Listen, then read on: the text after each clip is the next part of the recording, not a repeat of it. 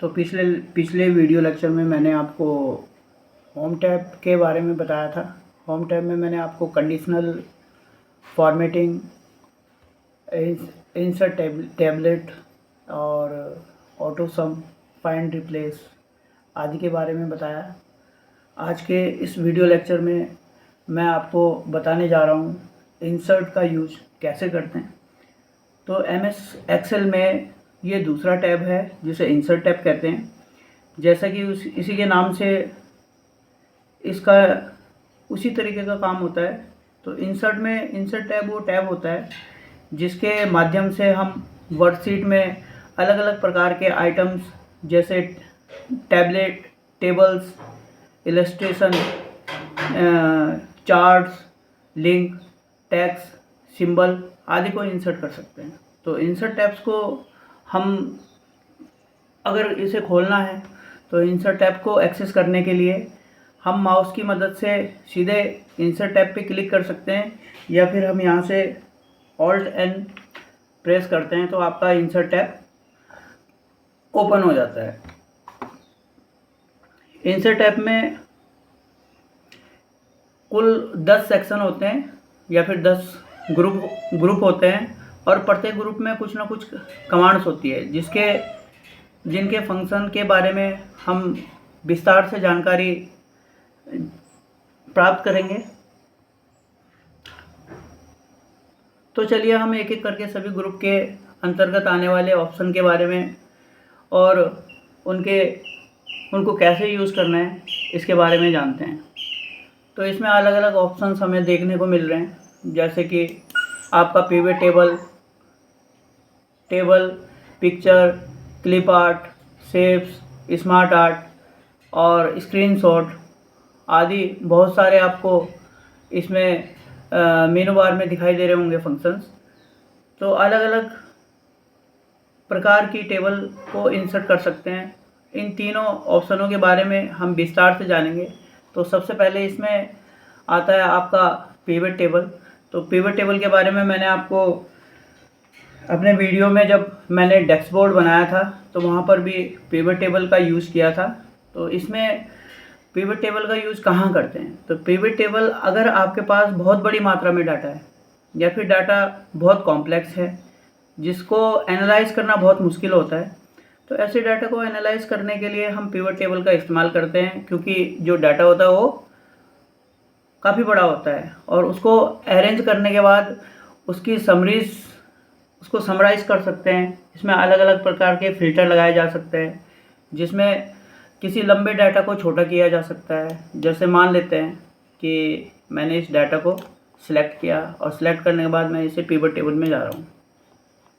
तो pivot table में जाने के बाद यहाँ पर लिखा हुआ है सिलेक्ट अ डाटा और रेंज, यानी कि हमें जिस डाटा की रेंज को सिलेक्ट करना है। अब आपको डाटा किसी नई शीट में चाहिए या आपको इसी शीट में चाहिए, तो मैं यहाँ पर नई शीट को सिलेक्ट कर देता हूँ और जैसे मैं यहाँ पे ओके करूँगा तो मेरा जो डाटा होगा एक नई शीट में आ जाएगा। अब हम यहाँ पर मान लेते हैं कि मुझे इस डाटा में से स्टूडेंट का नेम लेना हो या फिर इसमें मुझे एडमिशन लेना हो। तो आप देख रहे होंगे कि इसमें रो और सम ऑफ एडमिशन एक सिलेक्ट होकर अलग अलग इसमें फ़िल्टर लग चुके हैं। आप यहाँ पे फ़िल्टर का यूज़ कर सकते हो। मान लेते हैं मैं इसे जब सिलेक्ट करता हूँ तो सिलेक्ट करने के बाद मुझे यहाँ से अलीसा या खुशी या फिर कवि या रमेश आदि को हम फ़िल्टर के थ्रू छोटे कर सकते हैं, यानी कि हम यहाँ से अपने डाटा को सॉर्ट आउट कर सकते हैं। और अगर मुझे पूरा डाटा देखना होगा तो मैं यहाँ पे सिलेक्ट ऑल करके ओके कर दूँगा, तो आपको यहाँ पे पूरा डाटा दिखाई देगा। यानी कि हम किसी भी बड़े डाटा को अरेंज कर और समराइज़ कर सकते हैं। इसमें अलग अलग प्रकार के फ़िल्टर लगाए जा सकते हैं। एक लंबे डाटा को छोटा भी कर सकते हैं। तो पिवट ऑप्शन पर जैसे हम क्लिक करते हैं तो एक डायलॉग बॉक्स जो आता है उसमें हम रेंज को सिलेक्ट करते हैं जो उसका जो एक्सटर्नल सोर्स होता है, और उसे ऐड टू डाटा मॉडल में शामिल कर देते हैं। अगर आपके एक्सेल द्वारा रेकमेंडेड जो पिवट टेबल आपने बनाई है उसको आपको यूज़ करना है। तो आप इसका यूज जैसा कि मैंने पिछले वीडियो लेक्चर में डैशबोर्ड बना के आपको दिखाया था, उसी तरीके से आप इसका यूज़ कर सकते हैं। अब मैं यहाँ पे जैसे क्लिक करता हूँ तो क्लिक करने के बाद मैं यहाँ इसमें स्लाइसर का यूज भी कर सकता हूँ। ठीक है, अब मुझे स्टूडेंट का नेम का स्लाइसर यहाँ से लेना है, तो मैं यहाँ से जैसे क्लिक करूँगा तो स्टूडेंट के नेम का स्लाइसर यहाँ पे ऑटोमेटिकली आ जाएगा। ठीक है, तो स्लाइसर का यूज़ करने के बाद आप देखते हैं जिस पे क्लिक करते हैं तो यहाँ पर इस साइड में रो लेबल्स में आपका जो स्लाइसर होगा, स्लाइसर की मदद से जैसे मैंने यहाँ पे क्लिक करा तो केवल पर्टिकुलर सिर्फ अंशुल नाम से और एडमिशन, उसका सम ऑफ एडमिशन यहाँ पे दिखाई दे रहा होगा। मैं यहाँ पे कंचन पे क्लिक करता हूँ तो पर्टिकुलर सिर्फ कंचन का ही आएगा। और जैसे मैं यहाँ पे फ़िल्टर को यहाँ पे क्लियर फ़िल्टर यानी या फिर ऑल्ट सी प्रेस करूँगा या फिर क्लियर फ़िल्टर करूँगा तो यहाँ पे सबकी लिस्ट ऑटोमेटिकली आ जाती है। ठीक है, तो अगर आपको पिवट टेबल में किसी भी चीज़ को एक शॉर्ट ग्राफ के माध्यम से दिखाना है, यानी ग्राफिकल रूप में और बड़े डाटा को शॉर्ट रूप में एनालाइज करना है, तो तब हम इसका यूज़ करते हैं। और दूसरा, पिवट टेबल में आप क्या कर सकते हैं, पिवट टेबल में जैसे कि मान लेते हैं मुझे किसी भी डाटा को रो लेवल में या कॉलम लेवल में ले जाना हो, तो मैं यहाँ से मान लेते हैं कि मैं यहाँ पे स्टूडेंट की जो लिस्ट है मैं इसको कॉलम लेवल में ले जाना चाहता हूँ। तो आप देख रहे होंगे स्टूडेंट की जो लिस्ट है वो कॉलम लेवल में ऑटोमेटिकली आ चुकी है। इसी तरीके से आप इस डाटा को किसी भी डेट को या किसी भी कोर्स को आप अलग अलग लेवल्स में डाल सकते हो, जैसे कि रो लेवल में। अब आप देख रहे होंगे कि यहाँ पर जो कोर्सेज हैं वो किस में आ चुके हैं, रो लेवल में आ गए। यानी कि आप किसी भी लेवल में आप इसको दिखा सकते हो, डिस्प्ले कर सकते हो और एक छोटे ग्राफ के माध्यम से आप इसको प्रदर्शित कर सकते हो। ठीक है, तो वहाँ पर हम पिवट टेबल का यूज़ करते हैं। अगर मुझे इसका एक कॉलम ग्राफ बनाना है तो मैं यहाँ पे क्लिक करने के बाद मैं यहाँ से क्लिक करूँगा तो इनका एक कॉलम ग्राफ भी तैयार हो जाएगा। इसके बाद आता है आपका टेबल। तो हम टेबल का यूज़ कैसे करें, आप देख रहे होंगे। टेबल का यूज़ करने के लिए जब मैं इसको सिलेक्ट करता हूँ तो सिलेक्ट करने के बाद मैं इंसर्ट टैब में जाता हूँ। तो इंसर्ट टैब में मैं यहाँ पे टेबल का यूज़ करता हूँ, यानी कि टेबल की मदद से आप एक्सेल सीट के डाटा को टेबल के रूप में कन्वर्ट कर सकते हैं। जैसे कि मैं यहाँ पे टेबल पे क्लिक कर रहा हूँ तो यहाँ पे टेबल की रेंज आ रही है, क्योंकि मैंने यहाँ पे टेबल के डाटा को सिलेक्ट किया है। और जैसे मैं यहाँ पे क्लिक करता हूँ तो आप देख रहे होंगे एक अट्रैक्टिव टेबल बन जाती है। इसमें ऑटोमेटिकली फ़िल्टर भी लग गए हैं, आप इन फ़िल्टरों का यूज भी इसमें कर सकते हो। यानी कि किसी लार्ज अमाउंट ऑफ डाटा को अच्छी तरह से समराइज़ करने के लिए हम इसका यूज़ करते हैं।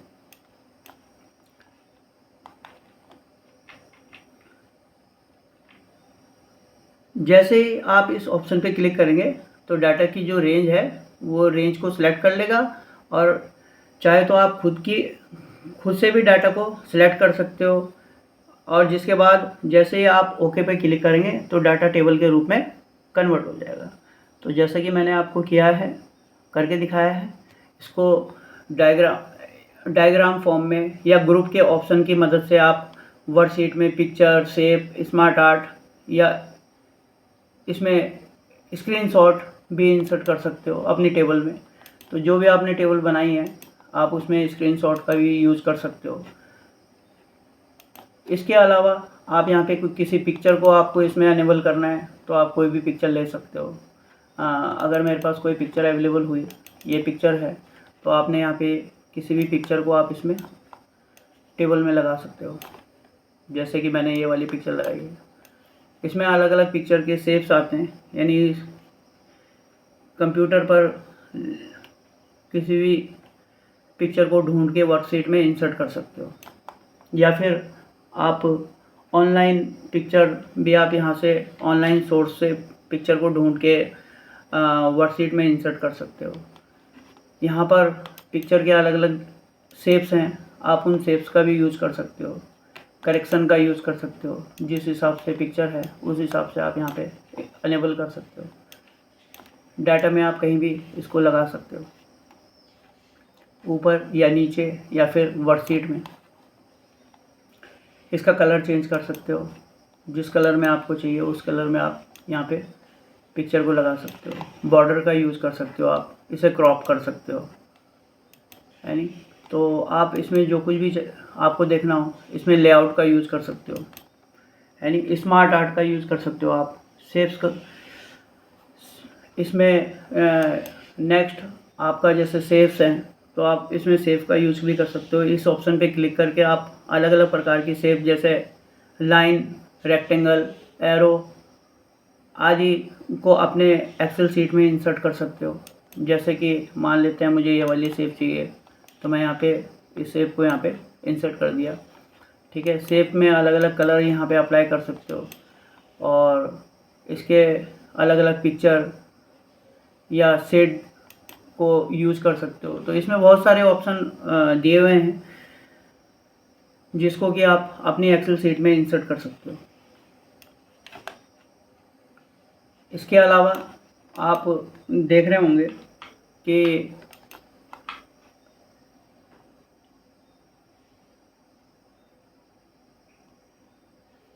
स्क्रीनशॉट, अब नेक्स्ट ऑप्शन है आपका स्क्रीनशॉट। तो स्क्रीनशॉट की मदद से आप चलिए इससे पहले स्मार्ट आर्ट को बता देते हैं। तो यहाँ पे स्मार्ट आर्ट का यूज़ कर सकते हो, यानी कि किसी भी पिक्चर को आप पिरामिड शेप में या किसी सर्कल शेप में कन्वर्ट कर सकते हो इस तरीके से। यहाँ पर कोई भी टेक्स्ट आप लिख सकते हो, जैसा कि वर्ड में है। वर्ड में पहले ही पढ़ा चुका हूँ और इसमें मैंने सब कुछ बता चुका हूँ, तो आप वर्ड की वीडियोस को ज़रूर देखें, ठीक है। आप स्मार्ट आर्ट का यूज़ कर सकते हो। इसके अलावा आप स्क्रीनशॉट आप इस ऑप्शन की मदद से डेस्कटॉप पर खुली हुई किसी भी विंडो का स्क्रीनशॉट अपने एक्सेल शीट में ऐड कर सकते हो। आपको कैसे ऐड करना है, इसके लिए आप सबसे पहले मैं इसको डिलीट कर देता हूँ।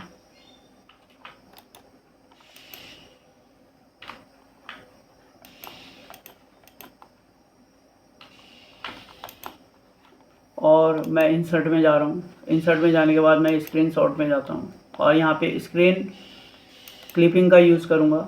मान लेते हैं मुझे इतने का स्क्रीनशॉट चाहिए, तो मैं इसको सिलेक्ट करता हूँ। आप देख रहे होंगे कि मैंने जो स्क्रीन ली है डेस्कटॉप की, वो आपके एक्सेल में इनेबल हो जाती है, यानी कि आप अपने एक्सेल सीट में उसे ऐड कर सकते हो। एक्सेल में चार्ट जो है वो बहुत ही महत्वपूर्ण भूमिका निभाते हैं। यह एक तरीके के टूल होते हैं जिनके इस्तेमाल से आप डाटा को ग्राफिकली प्रेजेंट कर सकते हो चार्ट की मदद से। तो चार्ट को कैसे बनाना है, चार्ट को बनाने के लिए सबसे पहले शीट को सिलेक्ट करें और इंसर्ट में जाएं। इंसर्ट में जाने के बाद मुझे कौन सा चार्ट चाहिए, इसमें पाई चार्ट, कॉलम चार्ट, तो आप जो भी चार्ट आपको चाहिए होगा, मान लेते हैं इसमें मुझे लाइन चार्ट का यूज़ करना है, तो मैं जैसे क्लिक करूँगा तो यहाँ पर लाइन चार्ट अप्लाई हो जाता है और इस चार्ट को आप कहीं भी मूव कर सकते हो। मान लेते हैं मुझे इस सीट ये है और मुझे चार्ट को किसी दूसरी सीट में ले जाना हो, तो जैसे मैं यहाँ पे क्लिक करता हूँ, सीट 3 मैंने यहाँ पे सिलेक्ट किया और जैसे ओके करूँगा तो आपका जो चार्ट होगा वो कहाँ पर चला जाएगा, सीट 3 में चला जाएगा। तो आप देख रहे होंगे कि चार्ट को आप किसी भी जगह मूव कर सकते हो, यानी कि इससे कॉम्प्लेक्स डाटा को आसानी से समझाया जा सकता है चार्ट की मदद से। और चार्ट सिलेक्शन के अंदर अलग अलग प्रकार के इसमें कमांड शामिल होती हैं, तो आप एक एक करके आप इन कमांडों के बारे में, जैसे कि column chart, pie chart, line chart, है नी, आप उनका यूज़ भी कर सकते हो। तो हम अलग अलग प्रकार के चार्टों का इस तरीके से यूज़ करते हैं, यानी कि पाई चार्ट, तो आप पाई चार्ट की मदद से आप लाइन चार्ट भी पाई चार्ट की मदद से आप पाई चार्ट बना सकते हैं। यानी कि पाई चार्ट एक सर्कल की तरह होता है जिसमें कुछ टुकड़ों को बांटा जाता है और हर टुकड़े पर अलग अलग डाटा को दिखाते हैं।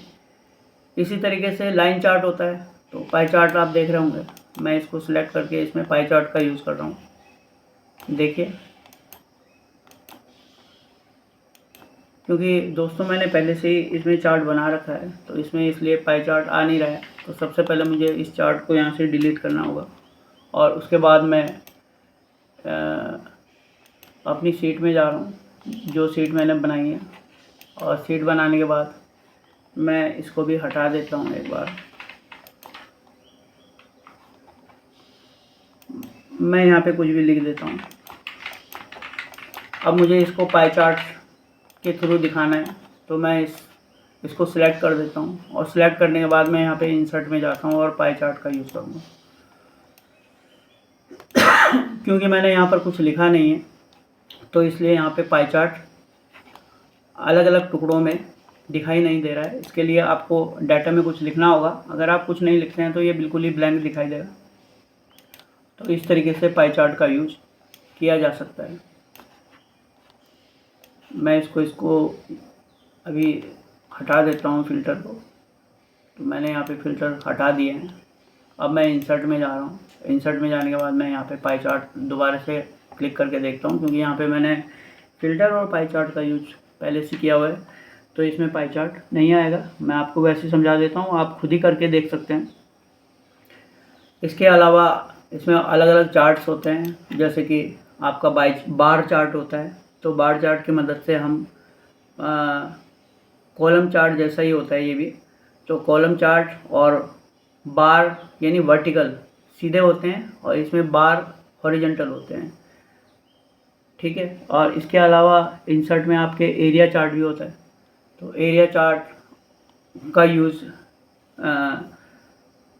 हम इसके ऑप्शन की मदद से एरिया चार्ट बना सकते हैं, जो बिल्कुल लाइन चार्ट की तरह होता है, जिसमें लाइन के नीचे का एरिया भरा हुआ होता है, ठीक है।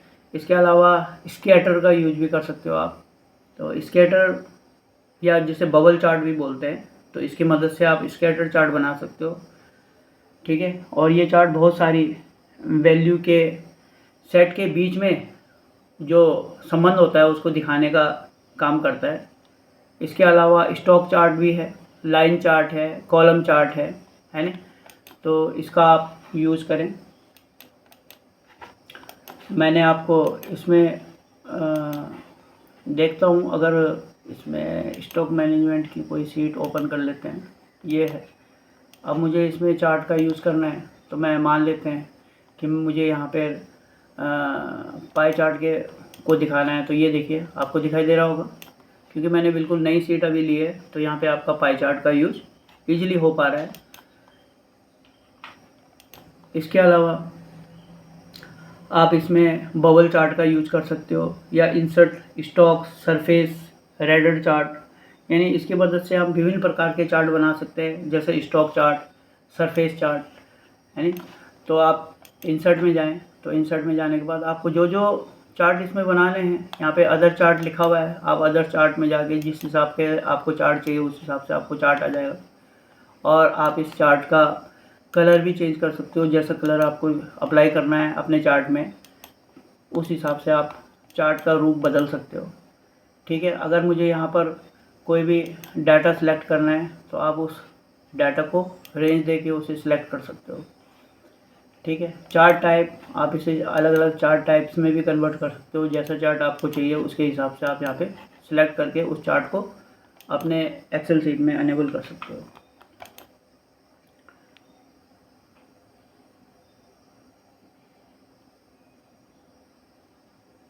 इसके अलावा मैं आपको बता रहा हूँ कि इसमें स्पार्क लाइन क्या होती है।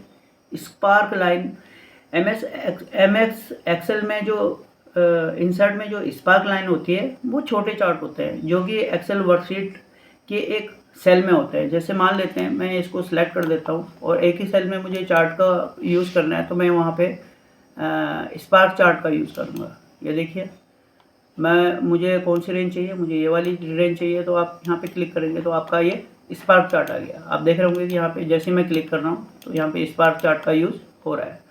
आप इसके हाई पॉइंट को दिखा सकते हो। इसके लो पॉइंट को दिखा सकते हो, फर्स्ट पॉइंट को दिखा सकते हो, यानी तो वहाँ पर हम क्या करते हैं, स्पार्क चार्ट का यूज़ करते हैं।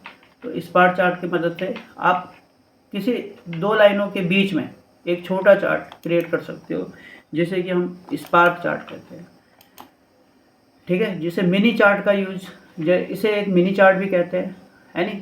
तो ये इसका यूज़ समय के साथ बदलते ट्रेंड या डाटा सेट में वेरिएशन को दिखाने के लिए किया जाता है नहीं।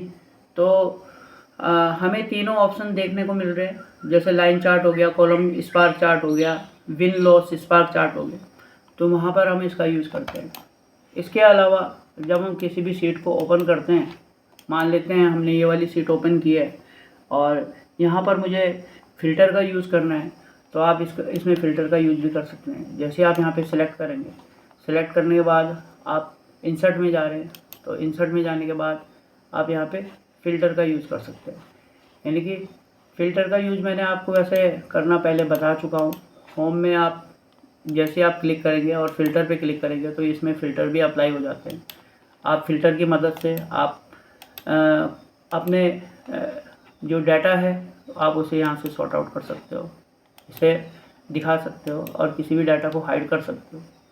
तो वहाँ पर हम फ़िल्टर का यूज़ कर सकते हैं, यानी फ़िल्टर भी एक बहुत अच्छा ऑप्शन है, ठीक है। और फ़िल्टर सेक्शन के अंदर स्लाइसर और टाइमलाइन देखने को मिलते हैं। तो जो कि आपने पिवट टेबल को फ़िल्टर करने के लिए इसका अलग अलग यूज़ किया होगा स्लाइसर का, और अभी मैंने भी आपको स्लाइसर करके दिखाया है, ठीक है। तो स्लाइसर का यूज डाटा को विजुअली फ़िल्टर करने के लिए किया जाता है। ये टेबल्स पिवट टेबल्स को फ़िल्टर करके तेज़ और आसान बनाते हैं, यानी कि इससे आप अपने डाटा को बहुत ही आसानी से देख सकते हो।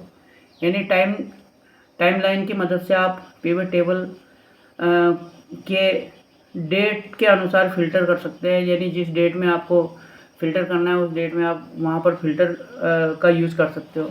और इसके अलावा मैंने यहाँ पर आपको बताया है हाइपरलिंक।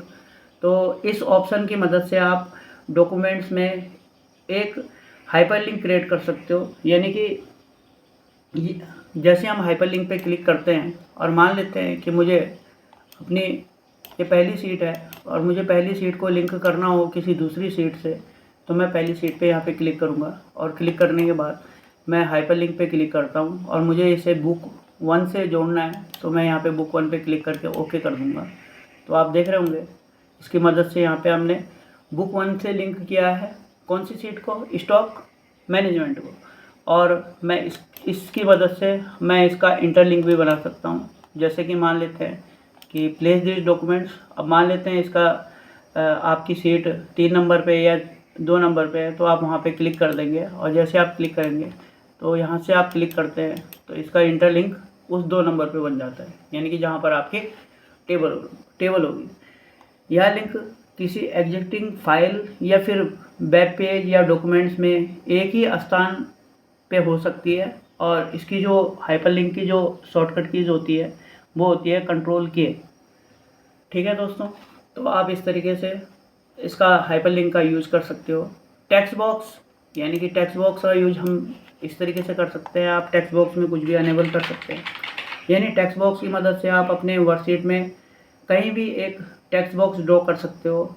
ये आपको अपनी फाइल में टेक्स्ट ऐड करने की सुविधा देता है, यानी कि जो भी आप इसमें टेक्स्ट लिखते हो आप इसके द्वारा किसी भी टेक्स्ट को लिख सकते हो, ठीक है। अब इसकी मदद से इसके बाद आता है आपका हेडर एंड फुटर। और हेडर एंड फुटर क्या होता है? हेडर होता है टॉप ऑफ द पेज और फुटर होता है बॉटम ऑफ द पेज, यानी कि इस ऑप्शन की मदद से आप अपनी वर्कशीट पे हेडर और फुटर को भी इंसर्ट कर सकते हो। जैसे मैं यहाँ पे हेडर और फुटर पे क्लिक कर रहा हूँ तो आप देख रहे होंगे कि टॉप ऑफ द पेज में क्या आ गया, हेडर आ चुका है, और बॉटम में क्या आ जाएगा, इसका फुटर आ जाएगा। चलिए हम इसका यूज़ करते हैं।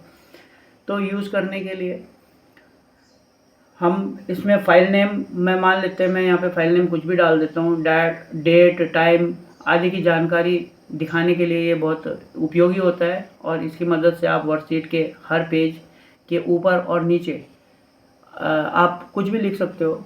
और जैसे ही आप क्लिक करेंगे आपको इस तरीके से हेडर दिखाई देगा। आप यहाँ पे क्लिक करेंगे, देखिए हेडर में जो मैंने लिखा था वो यहाँ पर दिखाई दे रहा होगा, और आप जो फुटर में लिखेंगे वो फुटर में दिखाई देगा। यानी कि अगर आप एक पेज में लिखते हैं, क्लिक करेंगे तो दूसरे पेज में अपने आप आ जाएगा। तो इसी तरीके से इस ऑप्शन का यूज़ कर सकते हो। हेडर होता है टॉप ऑफ द पेज और फुटर होता है आपका बॉटम ऑफ द पेज। तो जैसे कि मैंने आपको वर्ड में ये सारी चीज़ें बता चुका हूँ, तो आप वर्ड की वीडियोस को ज़रूर देखें। और इसके अलावा मैं वापस जा रहा हूँ अपनी सीट में, जहाँ पर स्टॉक मैनेजमेंट पे मैं था। और इंसर्ट में आप इसके अलावा वर्ड आर्ट का यूज भी कर सकते हो। यानी कि आप अपने डाटा में अट्रैक्टिव तरीके से आपको कुछ लिखना हो तो वर्ड आर्ट इस ऑप्शन का यूज़ करके आप टेक्स्ट में स्पेशल इफेक्ट और अलग अलग प्रकार के फॉन्ट स्टाइल ऐड कर सकते हो। आपको इसमें बहुत सारे स्टाइल्स देखने को मिलते हैं और इसकी मदद से आपको टेक्स्ट को बहुत ही आकर्षक बना सकते हो। यानी कि आपने इसमें कुछ भी लिखा तो यहाँ पे अलग अलग इफ़ेक्ट्स आ जाएंगे, टेक्स्ट इफेक्ट। यानी कि जो जिस इफेक्ट में आपको इसे दिखाना हो उस इफेक्ट में उसका यूज़ कर सकते हो। आप टेक्स्ट का कलर चेंज कर सकते हो, ठीक है। आप इसे अलग अलग आप इसमें शेप फिल कर सकते हो, शेप इफेक्ट डाल सकते हो, शेडोज़ का यूज़ कर सकते हो, और जैसे भी आपको इसे रोटेट करना हो उस हिसाब से आप इसे रोटेट किया जा सकता है। इसके बाद दोस्तों इसमें है सिग्नेचर लाइन। यानी सिग्नेचर लाइन का एक ऐसा ऑप्शन होता है सिग्नेचर लाइन। इंसर्ट में जब हम जाते हैं तो इंसर्ट में आपका आता है सिग्नेचर लाइन। यानी कि सिग्नेचर लाइन का ऑप्शन सिग्नेचर लाइन का यूज़ करके आप उस व्यक्ति को स्पेसिफाई करता है जो जिसका आपको सिग्नेचर बनाना हो। तो आप यहाँ पे सिग्नेचर लाइन का यूज़ करें। आप सिग्नेचर लाइन में कुछ भी आप लिख सकते हो, जैसे उस व्यक्ति का नाम, उसकी डेजिग्नेशन, और जो उसका ईमेल आईडी। जैसे आप यहाँ पे क्लिक करेंगे तो एक सिग्नेचर लाइन आपके एक्सेल में दिखाई देगी। आप इसको कहीं पे भी लगा सकते हो, जैसे मैंने इसे यहाँ पर लगा दिया। इसके बाद आपका आता है ऑब्जेक्ट। ऑब्जेक्ट के माध्यम से आप किसी भी शीट को एक्सेल में अनेबल कर सकते हो। यानी कि अगर आप एक्सेल शीट के अंदर या अन्य सॉफ्टवेयर से ऑब्जेक्ट को एम्बेडेड करना चाहते हो तो इस ऑप्शन का यूज़ करके आप ऐसा कर सकते हो। जैसे कोई बिटमैप इमेज हो गया या पावर पॉइंट की इमेज होगी, तो आप वहाँ से कई ऑप्शन इसमें मिलते हैं, आप अपने एक्सेल शीट में उसको शामिल कर सकते हो। जैसे मैं यहाँ पे वर्ड पैड डॉक्यूमेंट्स में जा रहा हूँ, तो मैं वर्ड पैड में गया और मैं यहाँ से ओके कर देता हूँ, तो आपका वर्ड पैड ओपन हो चुका है। आप वर्ड पैड में कुछ भी लिख लीजिए, और मैं जैसे यहाँ पे इसे क्लोज़ करूँगा तो आपका जो वर्ड पैड डॉक्यूमेंट्स होगा वो आपका एक्सेल शीट में आ जाएगा। देखिए यहाँ पर जो मैंने वर्ड पैड में लिखा था वो आपको एक्सेल में दिखाई दे रहा होगा, तो ये देखिए, ठीक है। इसके अलावा आप एक्सेल की शीट को या पावर पॉइंट की शीट को आप एक्सेल की शीट में अनेबल कर सकते हो। यानी कि वो वहाँ पर बनाकर आप इसमें उसको ऐड कर सकते हो। इसके अलावा इक्वेशन का यूज दोस्तों, ये इक्वेशन का यूज़ तो आप मैथमेटिकली कर सकते हो। यानी कि इस ऑप्शन का यूज अपने डॉक्यूमेंट्स में कॉमन मैथमेटिकल इक्वेशन को ऐड करने के लिए किया जाता है, ठीक है। जैसे किसी चीज़ का क्षेत्रफल निकालना हो या फिर आप खुद से इक्वेशन भी बना सकते हो। तो जो आपको इक्वेशन बनानी होगी वो आप यहाँ पे बना सकते हो, और इसका आउटपुट इजीली आप यहाँ से प्राप्त कर सकते हो।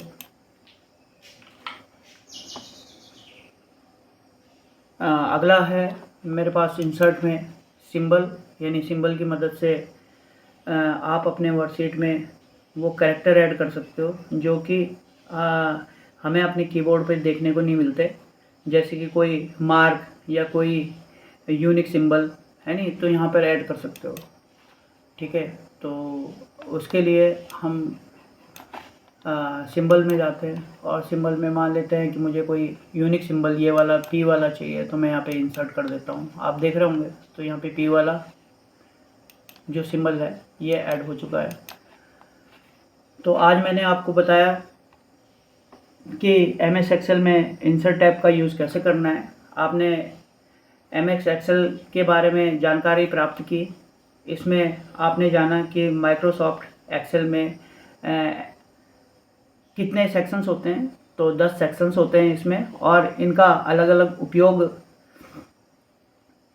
सीखा। आशा है, मैं आशा करता हूँ कि हमारे द्वारा दी गई जानकारी आपको अच्छी लगी होगी। तो अगर आपको ये वीडियो अच्छा लगे तो वीडियो को लाइक करें, शेयर करें, सब्सक्राइब करें और अपने दोस्तों को भी बताएं। धन्यवाद।